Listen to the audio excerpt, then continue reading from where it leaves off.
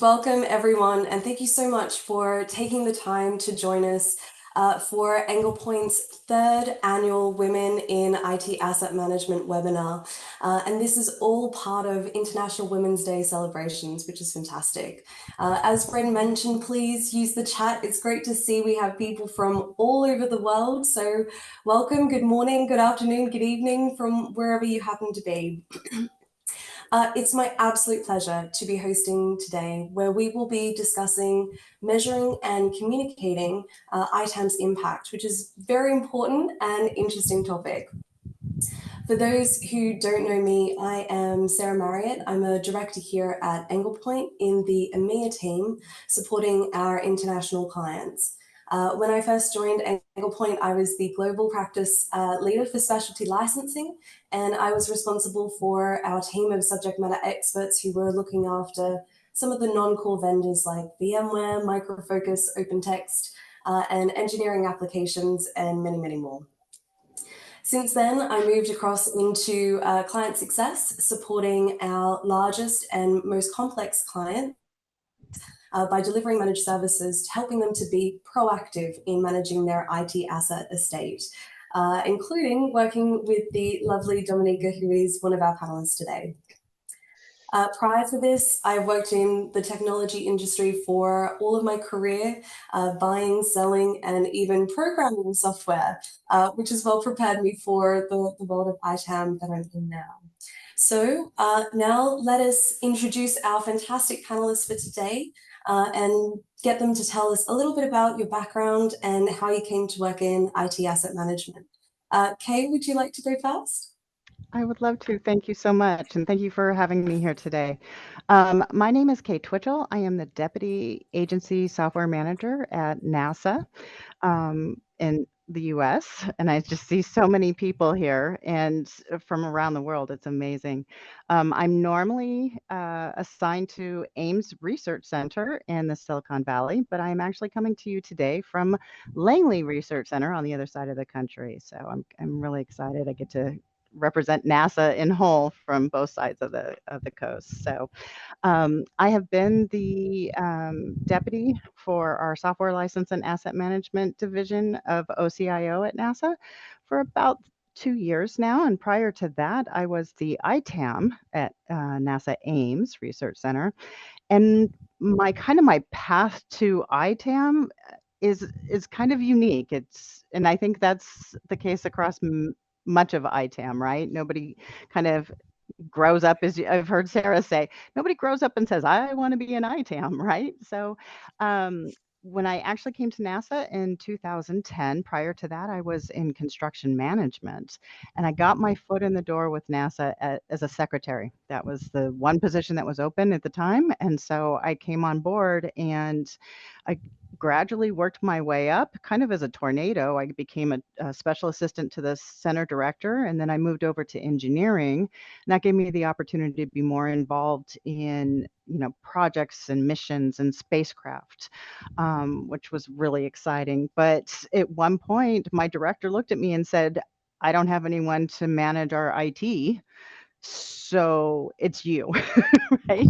And so I was like, well, I don't understand what that means, but okay, right? So I kind of jumped in with both feet and ended up taking over all our security plan for the engineering directorate, managing IT acquisitions, um, help assisting with the IT asset part of it, because that was actually handled by someone else, but I ended up eventually kind of being actively involved in that as well. And then all of that led to actually moving into the CIO organization and doing ITAM for the entire center. And at that time, ITAM was more focused, the A for NASA was more focused on the acquisition than the assets. But as time went on, I was able to work and meet and build some relationships. I met the agency software manager. She was baselining her new program, and so that's where I ended up actually moving into a more agency role and looking at software across all of NASA, not just center aspects. That's amazing, Kay. I could listen to you talk about managing software, about, space stations all day long. I think that's Right? It's incredible. And Yeah, I do have the uniqueness of how do you manage software on the moon, right? So I haven't figured exactly, that one out yet.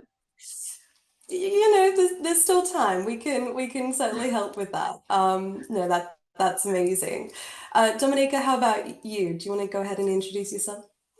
Sure. Thank you for having me, Sarah. It's great to meet Kay and Antonella. I'm happy to be here with you.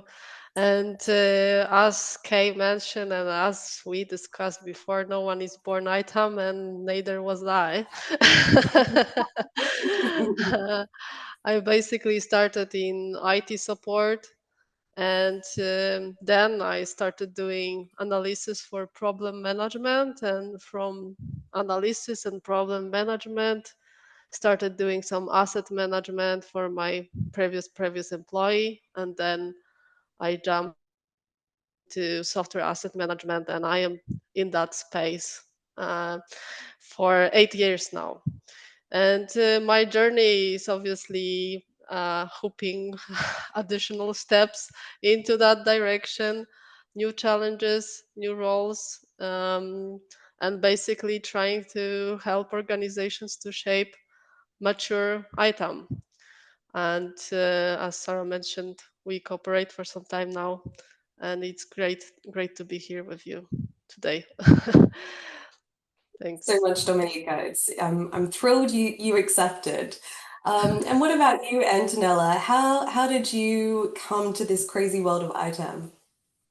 Well, first of all, thank you for the invitation, and I'm really honored to be here with Kay and Dominica, and also thank you very much for all the people attending.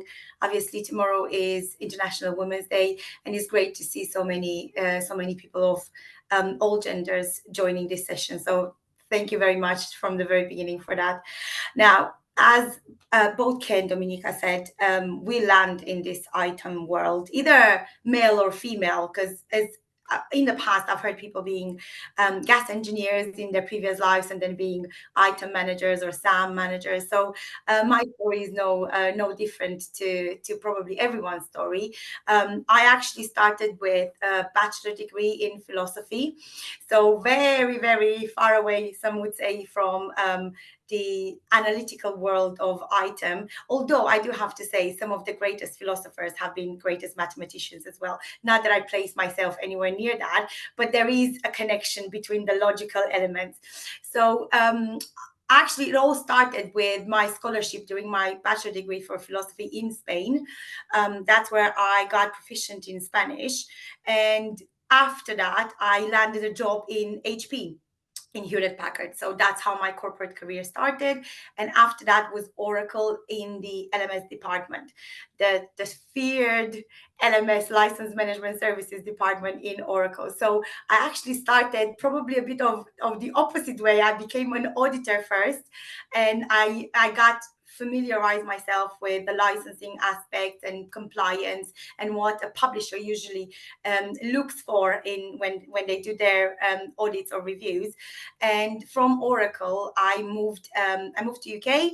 I worked as a consultant in software asset management, and finally, right now, I'm working for Sainsbury's, one of the big four supermarkets chains in UK, as a software asset manager. So yeah, a bit of a diverse journey as well, like everyone, I assume. Thanks so much for sharing that, Antonella. Who would have thought that knowing Spanish meant a career in ITAM? And I'm really glad that you're all here today, because I really love hearing people's stories about how they got into ITAM. As we've said, no one really plans this career path per se, but we've each found our own way to this key function. And I'm just thrilled that we have you all here, and also to everyone who's joining us today. So, thinking about the topic, measuring and communicating ITAM's impact. And tying this also to the original purpose of today's webinar, which is getting ready for International Women's Day tomorrow, I think this is really something that everyone can relate to in terms of measuring and communicating the impact that we all have in the workplace every day. One of the easiest ways I find to communicate my impact is by using data and KPIs as an objective way of demonstrating this. So I'm keen to know, Antonella, if you could have a favorite KPI, what would you say your favorite KPI is and why? So interestingly, right now we don't have KPIs necessarily as defined strictly as KPIs in Sainsbury's. However, I would say if I were to choose one, and this is something that we do report on, I would say the number of active audits at any given time. This is probably the one that has the most impact. This is when your leadership board does listen to you when you present the risk. So audits basically means your risk, your compliance exposure. So I think if I would be to choose one, that's the one that I would choose. Also, audit defense probably is the part that I enjoy most from software asset management. So that's why they're very, very much connected one to the other. That's my forte, and that's my favorite area of item audit defense. So yeah, I would go with number of audits. I think probably say that that's your favorite part of ITAM is audit support. Obviously, this is something that we all do. Is it my favorite thing? Perhaps not. Maybe when it finishes and we can all go home and relax a little bit more. But it's still such a key part of what we do day to day. So thank you for sharing that. How about you, Kay? What's your favorite KPI? I would love to have one. And the reason I say that is, as a whole, NASA's journey down ITAM and SAM is actually fairly new, right? In the past, our operation model has been kind of 10 centers and 4 associate centers. And, we have JPL as an FFRDC, they operate independently. We have a space station, as we talked about earlier, right? So we haven't had kind of our efforts are we're in that crawl stage of being able to actually see data and have KPIs and actually start measuring our progress in this area. So um, I want my favorites to be as I grow up, right? I really want to have a good understanding of our software usage. And I really want to have a really good look on our license compliance, right? So those are the two, I would say those are my favorite want to be's, right? And I'm hoping that as we are evolving and growing, that we really do get to develop those and be able to use them effectively.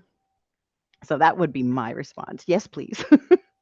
Or your wish list. And I think it's easy to forget just how hard getting trustworthy data is to even be Mhm. able to report on KPIs, right?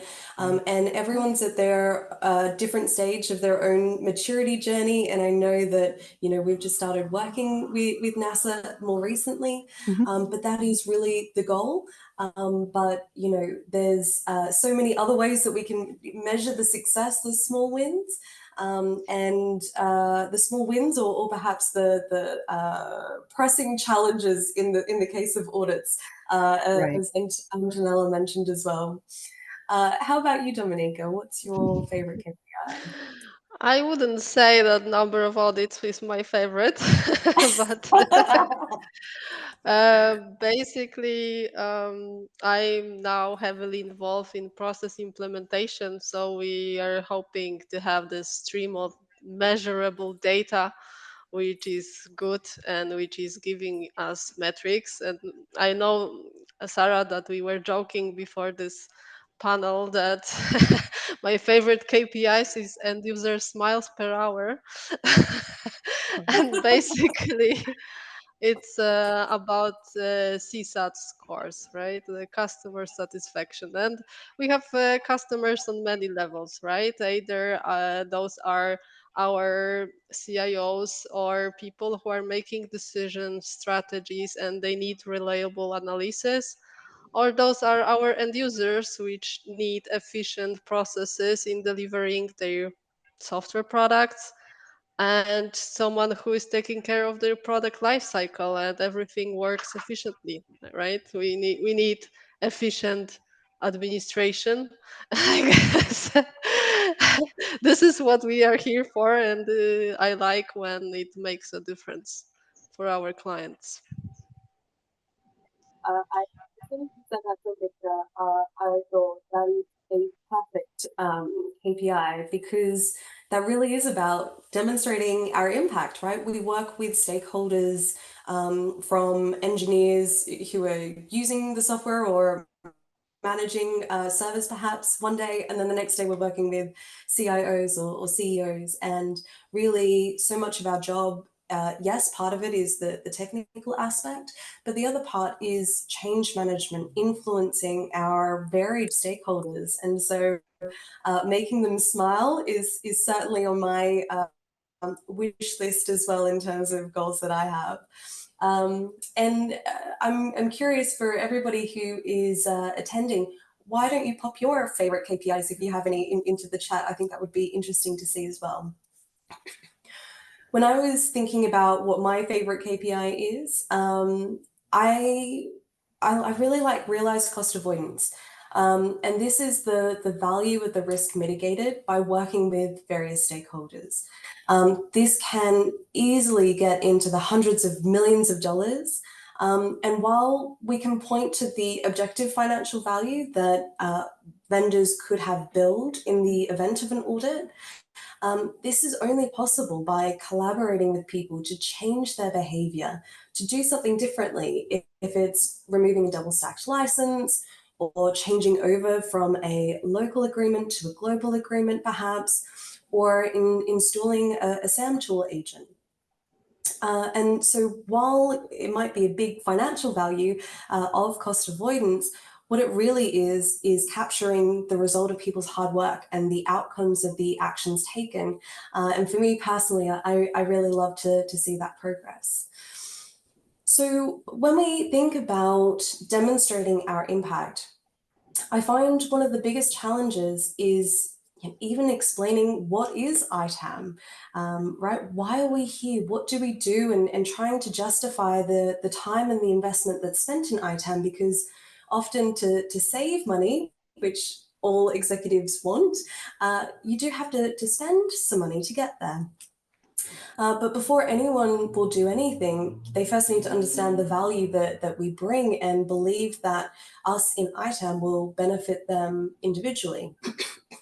What can be frustrating, and we were talking about this earlier before, is, sometimes ITAM can be reduced to only talking about reporting or compliance, or it only becomes a priority when something goes wrong. But in fact, what we've been talking about is much broader than that. And to truly be effective, we should be part of that conversation at the beginning so that we are the strategic partners in our organization. Because ultimately, I see our role as enabling businesses to make sure that the employees have access to the software and to the hardware when they need it.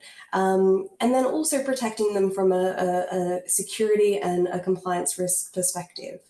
But to do that, we have an important role, not just in creating ELP reports or any other kind of KPI measurements, perhaps, but it's playing a role in the software request processes and other governance elements, as Dominika was mentioning, including lifecycle management and, of course, in FinOps as well.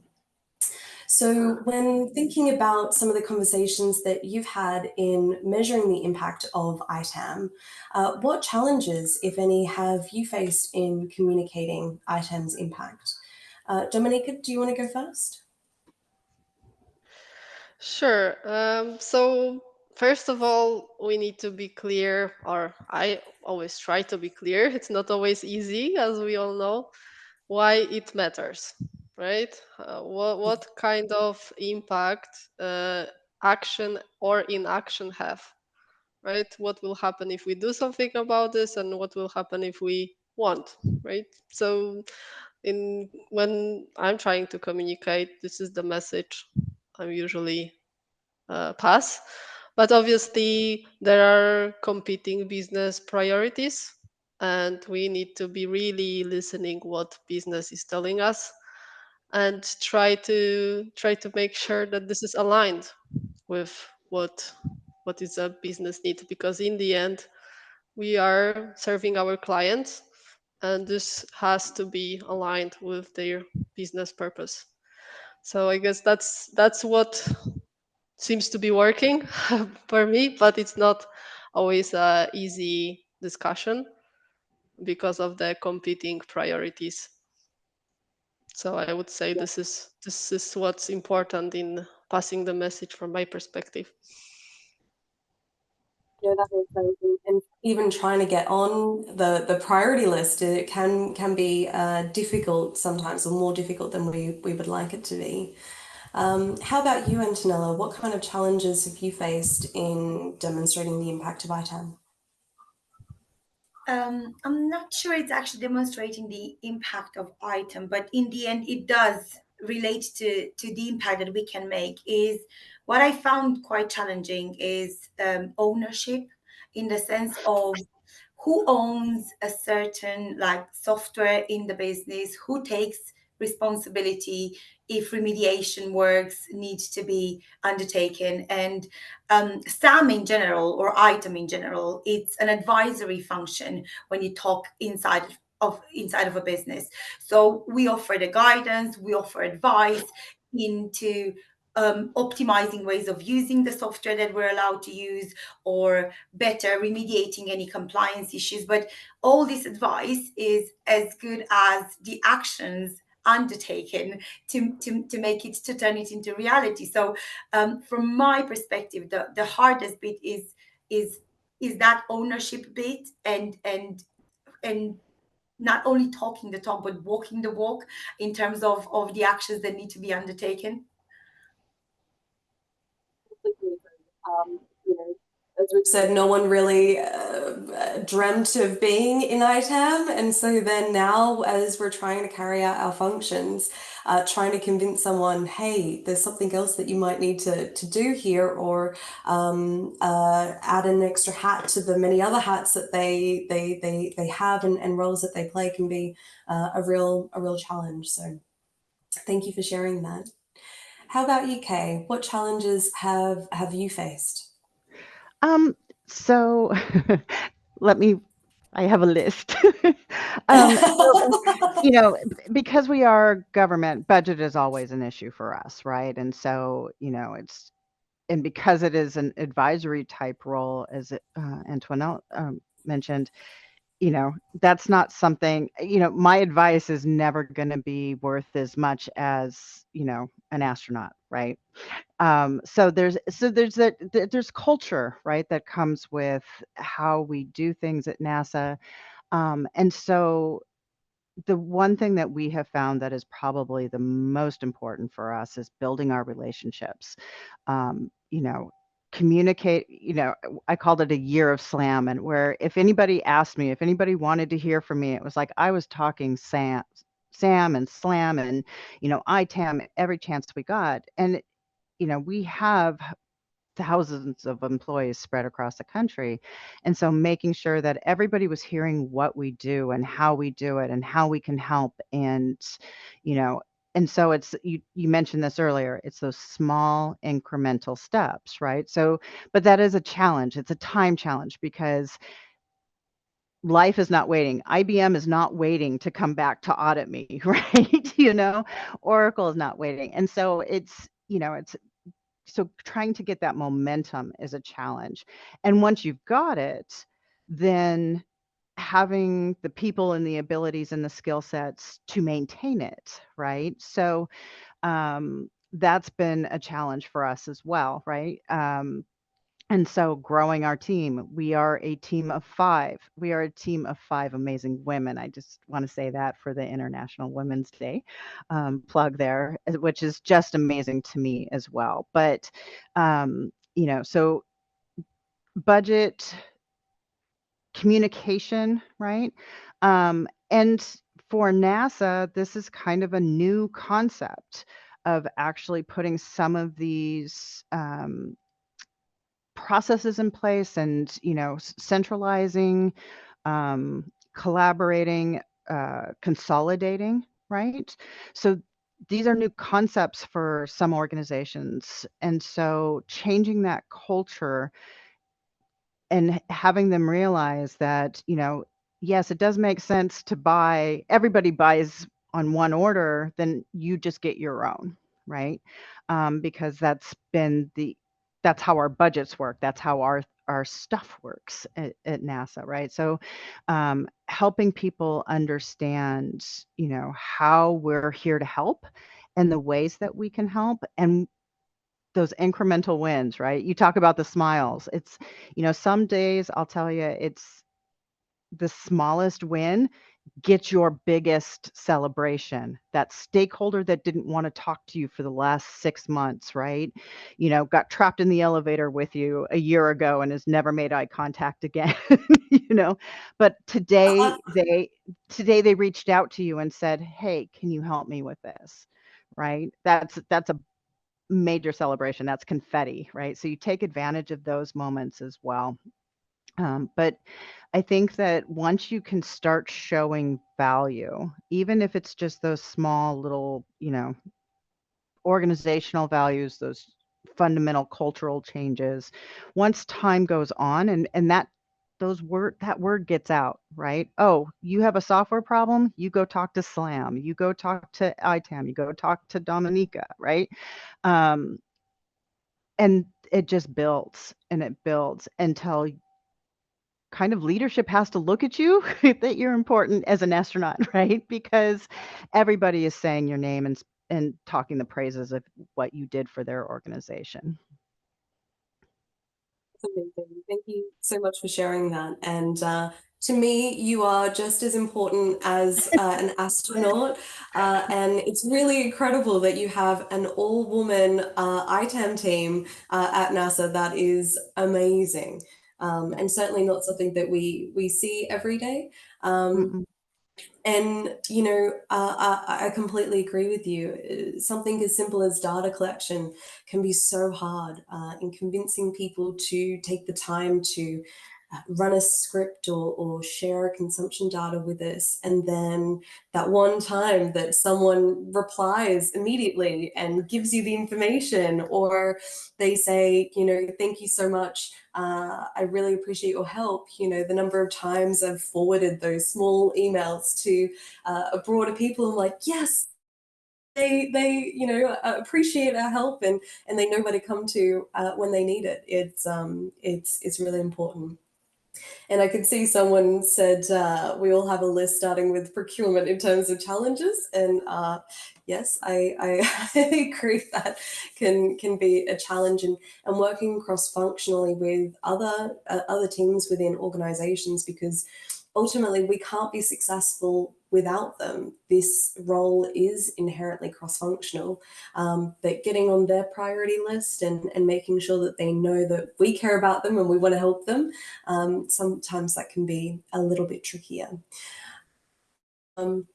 So given that it is International Women's Day tomorrow, I'm curious, from your perspective, how has being a woman in ITAM influenced your ability to communicate the impact and be successful, if at all? What do you think, Kay? That's an interesting one. I don't tend to think of it as a woman in ITAM, but I do think there are some things that we inherently do differently. I think the way that we tend to listen is a little bit different, right? And I'm also coming at this from, I work with a lot of engineers, right? And so it's a little bit of a different kind of mindset at times. But I always joke that I can.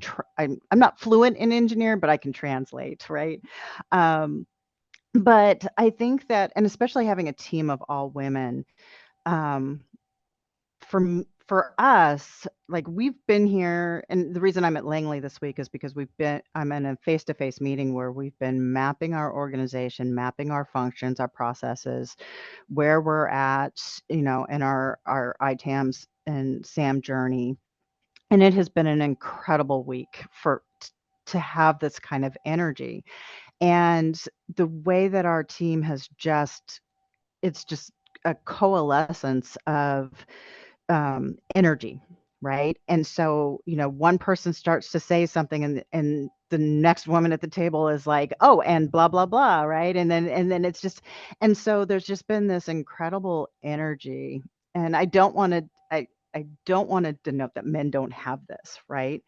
But there is a certain energy that just comes from women in a room of the same mindset and the same ambitions and the same willingness to give and take, and all having that cohesive thought, right? And so that's why I'm so excited, and I just love being 5 women, right? But I think the one thing that we then can go out and do individually is just our listening, our hearing and listening skill sets tend to be a little bit different than I think where with men, where we see it in a certain, we hear undertones, we hear kind of ways that we can then nurture in a way, right? And so I think that's an advantage for us, in that, if someone is talking to us, we're hearing ways of we can help, how to get things in a better situation for them. And so, and again, this is hard to say from a woman's perspective, because it's like, I don't want to denote that men can't do this, right? I just think that women inherently do this naturally, right? So, it's that hearing and nurturing aspect to a solution set for everyone. Does that make sense? Experience we've been living in for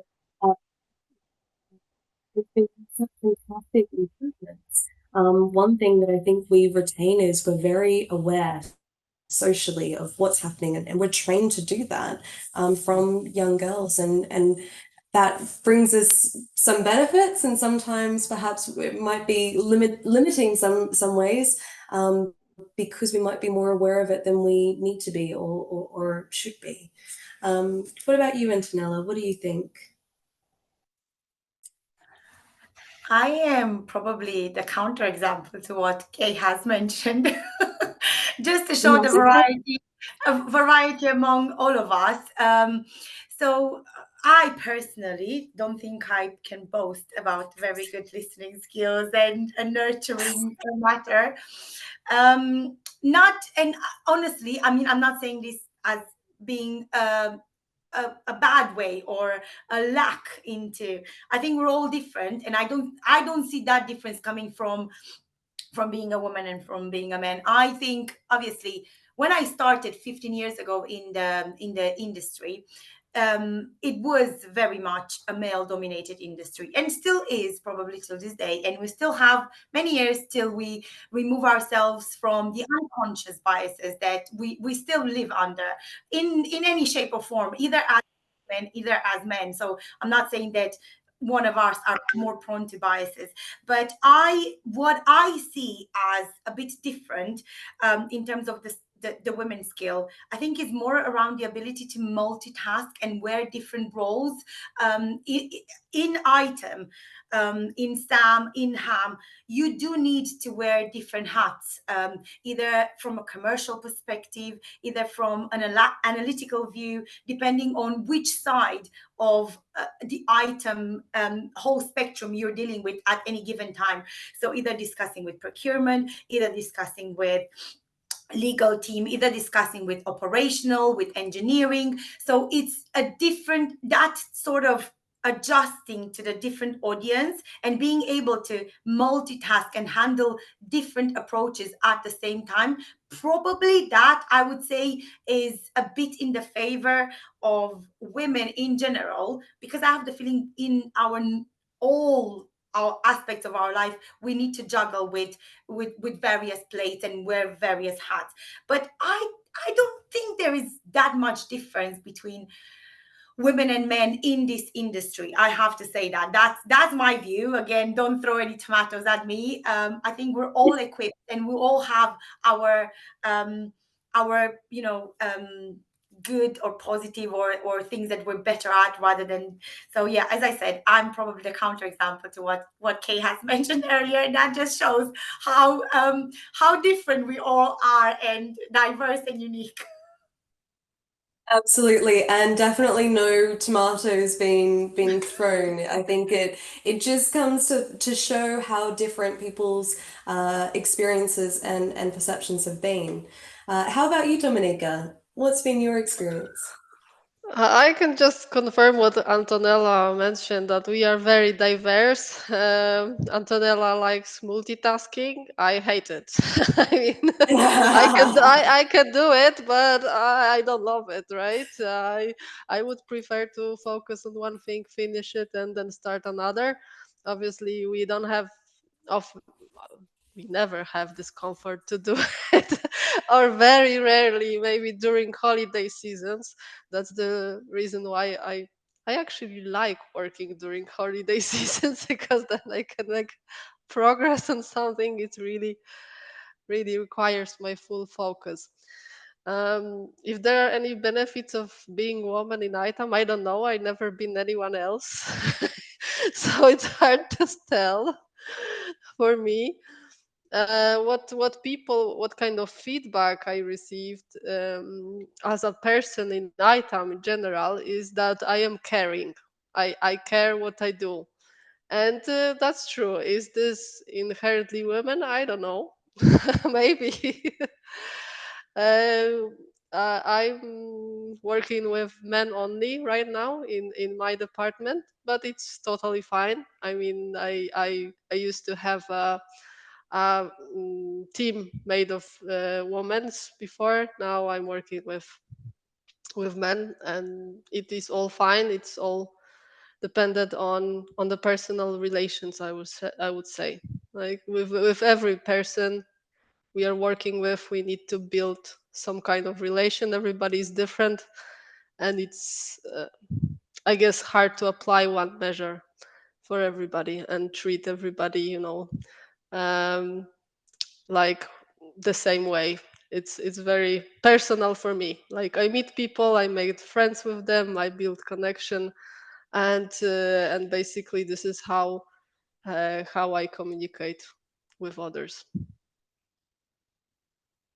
And that's fantastic. I think just the diversity that we've had in terms of experiences shared from you all today, and also the benefits of having a diverse and representative team working that we work with every day. I think it's interesting, and we should all be promoting the benefits of diversity, to have those different experiences, because that's where we can also grow and learn.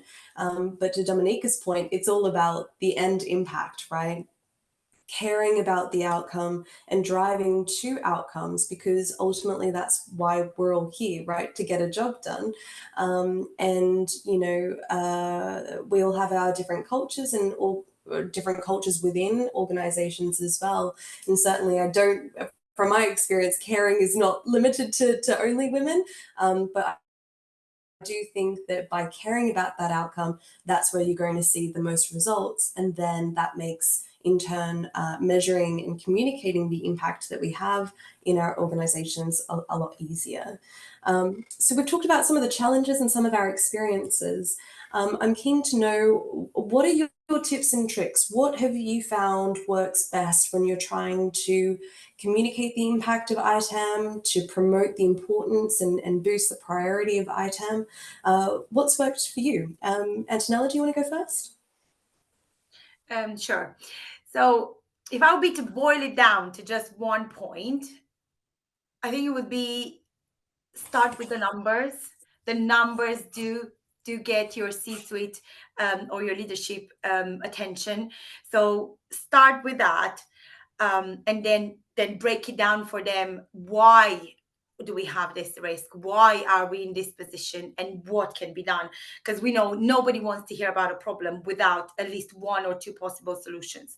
So start with the problem, the numbers. You have their attention when you want to communicate ITAM impact, because it always gets down to the numbers. No matter what the risk is that we're facing in the ITAM world, from either the perspective of an audit fine and paying out a very costly audit, to reputational damage, all of it in the end concentrate into a loss of income, into financial impact. So that's what we're trying to avoid, right? But then in terms of making your function, and by function meaning SLAM slash HAM slash ITAM function altogether known in the business, I would say talk to people about what you do. There is a general misconception when people hear software asset management, they would think that either myself or my team know everything or anything under the sun about any software ever created in this world, and that can't be further away from the truth, right? So it's always good to educate whenever you have the opportunity. So we have in Sainsbury's, we have a lot of events, a lot of away days, even in the immediate departments or in the wider functions and departments, where we try as much as we can to talk about, okay, what is our function, what are we doing, and to give practical examples that everybody can relate to. So either being from compliance on certain software, an impact on how deploying another software on different hardware could make a change, a massive change into the licensing requirements and obviously financial costs. All that, just going into general huddles and talking about, listen, we are here, you have a renewal, you have you want to change the support level that you have, let's talk, engage us, we're here to advise you, we're here to give you an advice. We don't know everything and anything, but we have that mindset of how to read, how to understand compliance and licensing, that we can shift from one publisher to another. So we should be able to help you in any of these situations. That's the advice that I would give. That's awesome, right? So being proactive in your communication and waving the flag and saying, "Hi, I'm here. I want to help. Please, engage with me." And that kind of goes to what Kay was saying a little bit before as well. And then also focusing on the data, the hard numbers that people can't question. So I think that's great advice. How about you, Dominica? What can you provide in terms of recommendations, tips and tricks to help with communication? Um, Basically, focus on the benefits, right? What kind of benefits you are bringing and how to realize those benefits. But because only pointing out that, okay, there is a low hanging fruit, now tell me how to pick it up, right? And who will do Yes. that? Right? So if there is like a quick plan, easy implementation, and benefit attached to it, then people are more prone to get it, right? And this is what we are about, that we are communicating what are the benefits of this practice, and we are enabling business to get benefits out of it, right? This is why we are here. I believe. So I'm not sure if this is not too fluffy, but this is Not because basically. and we've talked about that already. Antonella's touched on that earlier, and I mentioned it as well, is talking about the benefit, but what's going to benefit the person we're talking to? And that message will change if we're talking to someone from procurement, or we're talking to an engineer, or we're talking to an executive, and really personalizing it. What do they care about, and what makes sense for them? I think that's a critical piece of advice that we should all keep in the back of our minds. How about you, Kay? What do you think has worked really well and you can recommend to others? And I'm actually going to just kind of build on what you just said. I think that's, there's so much here that is kind of where we can influence, we can show benefit, we can, collaborate with across so many different organizations. We don't own it all, right? But in a way, we are kind of expected to know it all, or at least be able to go to the person or know who the person is, or, that can get it all. And so, I think the biggest benefit that we have had is that we have been able to forge some incredible relationships with our procurement organization, with some of our acquisition leadership, and then our legal department, right? That's another one. We did not have kind of a dedicated team to software licensing until we reached out and said, hey, we're here to help, right? But we need help too. And I think that's one of the things that I would recommend, is understand that you don't need to know it all, and take advantage of those people across your organization, whether they're stakeholders, they're partners, they're collaborators, however you term them within your organization. Build those relationships, and don't be afraid to say, you know what, I don't know, I need your help, right? And build, you'll have your core team that you work with every day, but then you have those layers of partnerships, and organizational, expansion, I would call it, that are all going to make this work for you, right? And so, but I could also go back and just say what they said, right? But because Dominica and Antonella gave amazing advice, right? And so, I'm actually thinking, okay, I need to be taking notes as well, right? So, all of it is important, and all of it is going to be individualized to you and to the situation you're in at the time, right? And so that's the other part of it. So that's what I would say and Well, recommend. thanks so much for sharing your insights, because if I can summarize, essentially what we're saying is, building on those relationships and telling stories. I can work in Excel all day and talk about numbers all day long, but really it's I found what works really well is telling the story. What's the journey that we've all been on together with the different stakeholders from different parts of the world and the organization, because that's how we got to wherever we happened to be on that day, right? And it achieved whatever the case might be. But our job is never done. There's always growth that we can have. We can always improve, and there's always so much more on the to-do list that we collectively work on. So thank you very much for sharing your advice, everybody. So now we're going to move to our question and answer section. So I've already seen a couple of questions come through. Please feel free to use the chat or the Q&A section as well, and I'll take a look at those. It seems like we have a couple of questions relating to collaboration. So whether it's NOMPA in procurement, it sounds like there's no official ITAM team, and perhaps they're working on ITAM issues. Roberta has mentioned about collaborating with FinOps and the cloud space, and we know that that's a different set of stakeholders than perhaps ITAM's traditional scope of influence, let's say.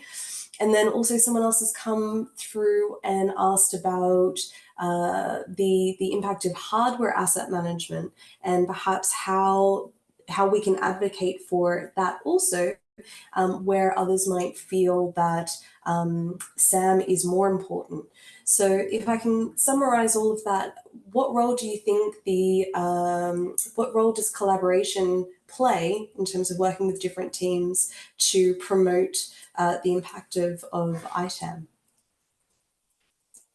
Antonella, do you want to go first? Just jump in. Yes, sure.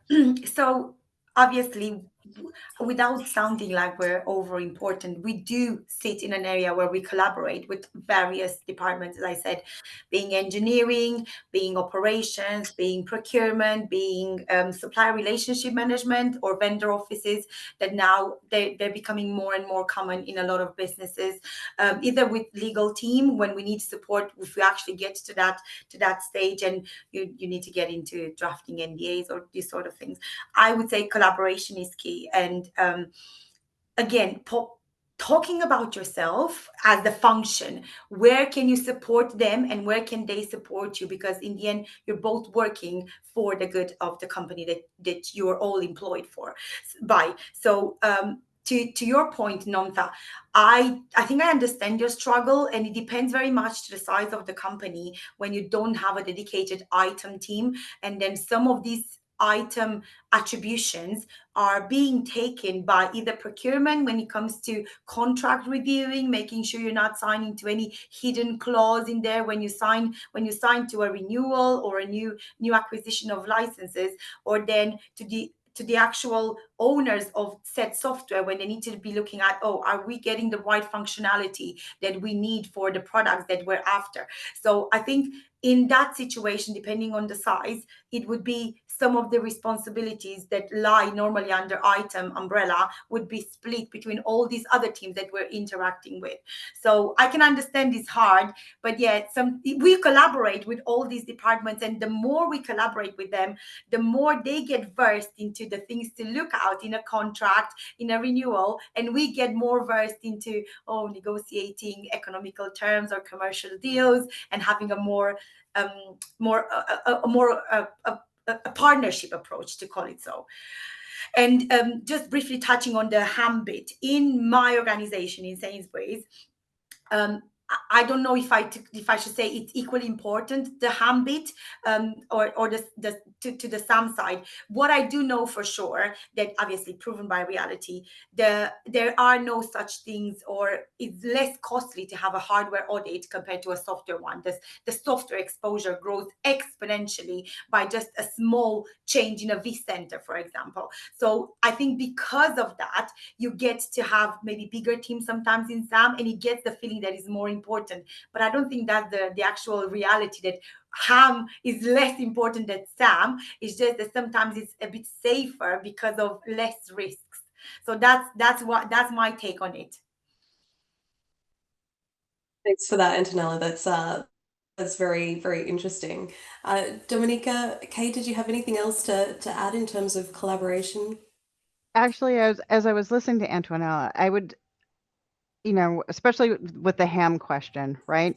This is all a giant puzzle, and every piece has to be in place. And so, even if you don't have a formal ITAM function, there's an ITAM function going on somewhere, somehow, some way. It may not be doing, they may not be doing it really well or very visibly, but the function still has to be done to some point, right?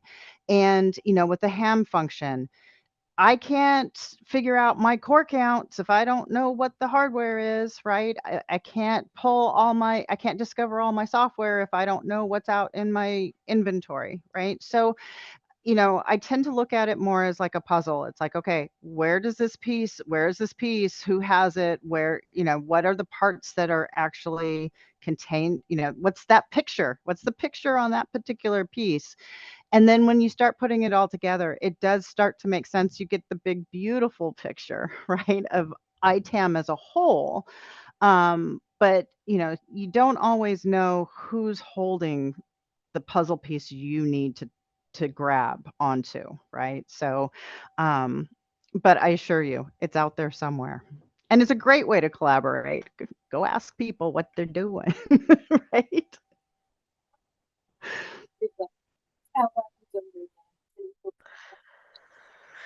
I can just add what ladies already told. There is no sum without harm, right?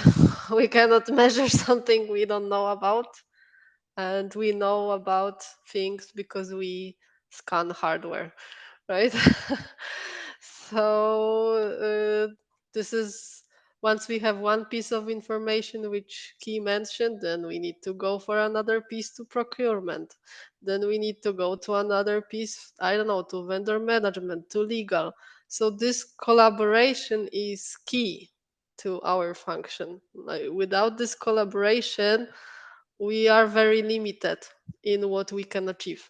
If we collaborate together, then we can implement robust administration, right?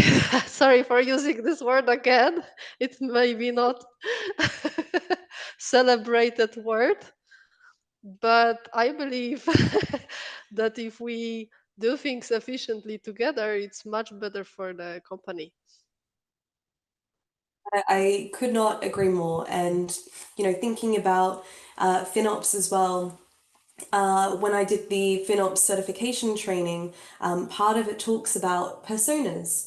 Because similar to, ham, there is no sound without ham, and vice versa. There's also no FinOps without ITAM. And through that course, it's talking about the different personas and the different people and how they interact and what's important to them. So certainly, I completely agree with all of you that collaboration is key in making sure that we achieve the collective goals of our business and also within our ITAM teams. So I'm mindful we're right at time. If you do have any other questions or ideas, things that you'd like to contribute, please feel free to reach out to me afterwards on LinkedIn. I'd like to say a massive thank you to everyone who has joined us with the attendees today, who've contributed in the chat, and especially to our wonderful panelists, Antonella, Dominika, and Kay. Thank you so much for joining me and sharing your insights. I really appreciate it and have learned a lot. So thank you so much, and I hope you all have a great rest of your day. Thank you very much. For having us. Thank you, everyone, for joining. Appreciate it. Thank you as well. Thank you.